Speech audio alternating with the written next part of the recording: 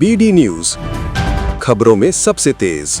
राष्ट्रीय संगठन निवृत्त कर्मचारी 1955 समन्वय समिति की बैठक शुक्रवार को गोवा के शांता दुर्गा शक वलेश्वरी संस्थान गोठन वैलिक मारडोल में आयोजित की गई। इस बैठक में पेंशनरों की मिनिमम और हायर पेंशन को लेकर रणनीति तैयार की गई। इस बैठक में गोवा सहित मध्य प्रदेश, राजस्थान, महाराष्ट्र, कर्नाटक, उड़ीसा, दिल्ली, पंजाब, हरियाणा, तमिलनाडु, केरल आदि के कार्यकारिणी सदस्य शामिल हुए। बैठक को संबोधित करते संगठन के कार्यकारी अध्यक्ष भीमराव डोंगरे ने कहा कि समस्या का हल केवल संघर्ष ही है।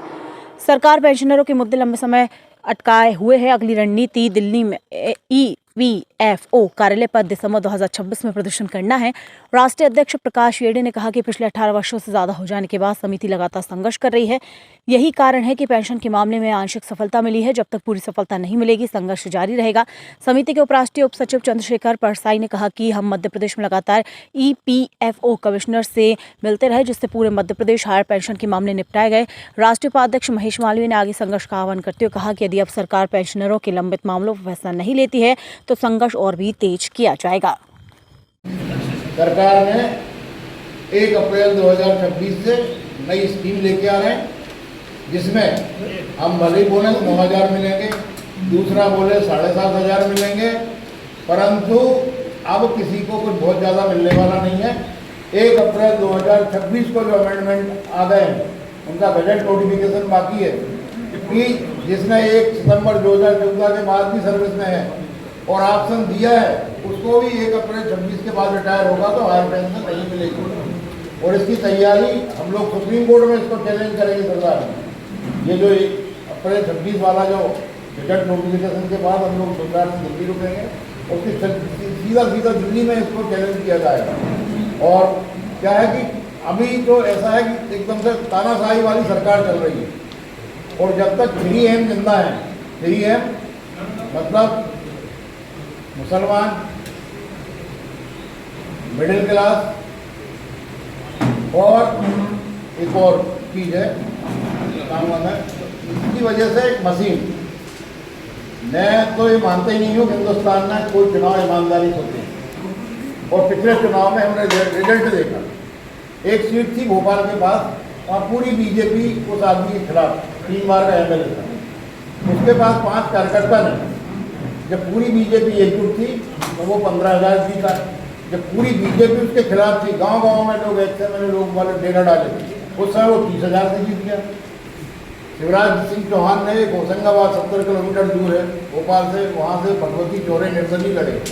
उनको 2 दिन पहले बुलाया, भैया आपकी जरूरत पड़ेगी, इलेक्शन में सीटें कम आ रही।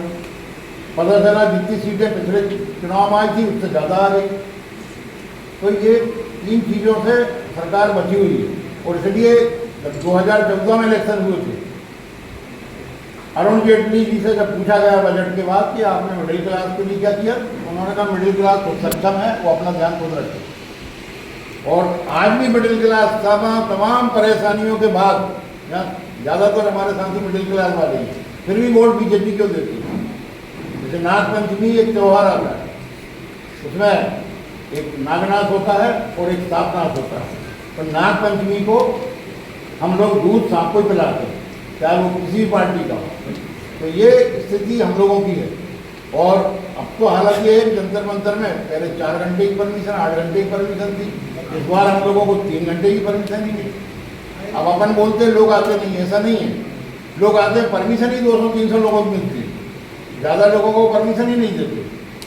तो सरकार अब इतनी जनता से डर रही है, वो सामना नहीं कर सकती, परंतु उसको अपने जो दूसरी चीज़ें हैं उनके ऊपर बड़ा भरोसा है कि हम कहीं भी जीत जाएंगे। और जहाँ अब तो क्या पैसे दे के जीतने लगे। बिहार में इलेक्शन के पहले आचार संहिता लगी हुई थी, 10-10 हज़ार रुपये लोगों को अकाउंट में डाल दिए। तो इससे ज़्यादा अंधेर गलती कुछ नहीं हो सकती। हाँ, तो वो बहुत दिक्कतें हैं। और कई चीज़ें ऐसी हो रही हैं, जैसे हायर पेंशन की जो बात हुई, हम लोगों ने सबसे पहले इस चीज़ की लड़ाई शुरू की और 29 जगह भोपाल में हम लोगों ने मीटिंग की। और लोग जाने के बाद मजाक उड़ाते थे कि पेंशन कहीं बढ़ी है क्या, बेवकूफ़ बनाते हैं नेता लोग। अब ये नई नेतागिरी शुरू कर दी, बोलो EPS 95 ये क्या होता है। और आज हालात ये है कि 5,500 लोगों को हाई पेंशन मिल रही है, जिसको 1,500 रुपये मिल रही थी उसको 3,500, और जिसको 3,000 मिल रही थी उसको 46,000। हमारे जो बहुत से कंपनी सेक्रेटरी उनको 46,000 मिल रही थी, मेरे को 3,000 मिल रही थी, मेरी पेंशन 17,000 हुई।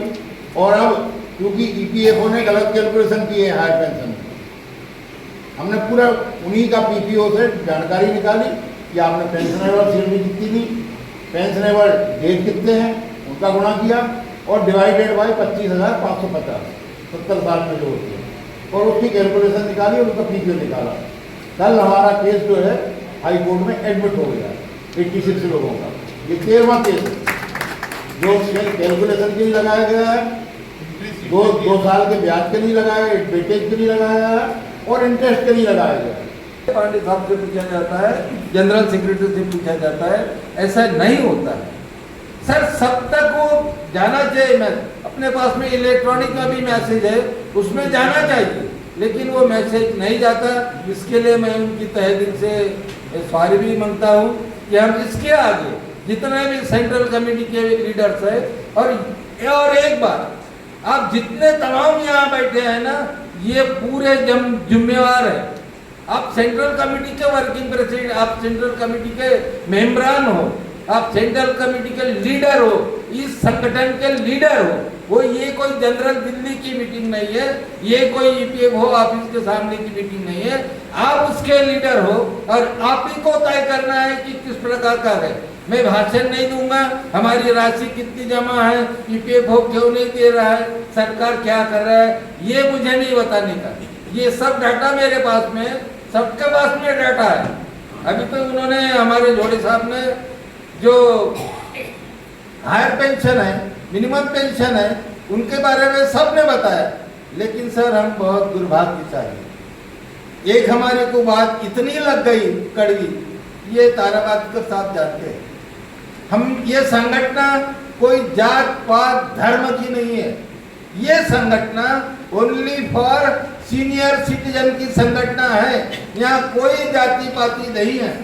और हमने वर्धा के और भोपाल के सेंट्रल CWC इसलिए बुलाते हैं कि CWC में नेतागण आते हैं, उनके विचारों पर हम विचार विमर्श करें। भोपाल में तय हुआ था कि हम इस सरकार को वोटिंग नहीं करेंगे, सेवाग्राम में तय हुआ था कि हम वोटिंग नहीं करेंगे इस सरकार को, जो हमारी बात नहीं मानता हम उसके खिलाफ जाएंगे। लेकिन हमारे में से ही कई लोगों ने, जितने CWC के यहाँ बैठे हैं, उन्होंने 50% लोगों ने बीजेपी को ही वोटिंग किया। मैं किसी का नाम गिनाना नहीं चाहता हूँ। और जब इस प्रकार का निर्णय लिया गया तो हमारे बॉम्बे के जो लोग हैं ना, ये साहब जानते हैं, वो हमारे संगठन को छोड़ के चले गए। बम्बई में हमारा संगठन इतना मजबूत था, थाने में इतना मजबूत था कि आज हमारे ताराबादकर साहब है, उनके ओर से हमारी शान है बम्बई की, उनके बदौलत हम बम्बई जा सकते हैं। लेकिन वरना वहाँ कोई हमारा साथी नहीं रहा। क्यों? कि हमने बीजेपी सरकार के खिलाफ वोटिंग का निर्णय लिया था। तो भाई ये वोटिंग तो कोई देखता नहीं है ना, जिसको करना है उसको करो, अपने विचारों को, अपने बुद्धि को जागरूक रखो, और आपको यदि लगता है कि बीजेपी को करना है तो उसको करो, हमें कोई दिक्कत नहीं, हम देखने नहीं आते। लेकिन ऐसा संगठन छोड़ के जाके आप उसका रिजाइन करें, ये बात ठीक है।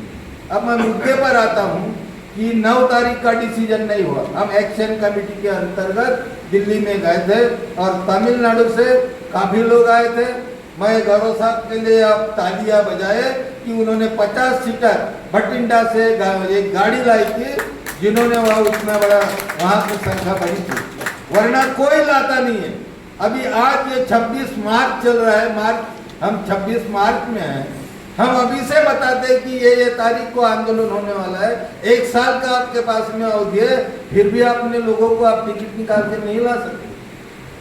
रिजर्वेशन नहीं मिला सर, हमको टिकट नहीं मिली सर, इसलिए हम आ नहीं सकते, ये नहीं चलेगा। इसके लिए आप ही खुद जिम्मेदार होंगे कि आपको लाना पड़ेगा।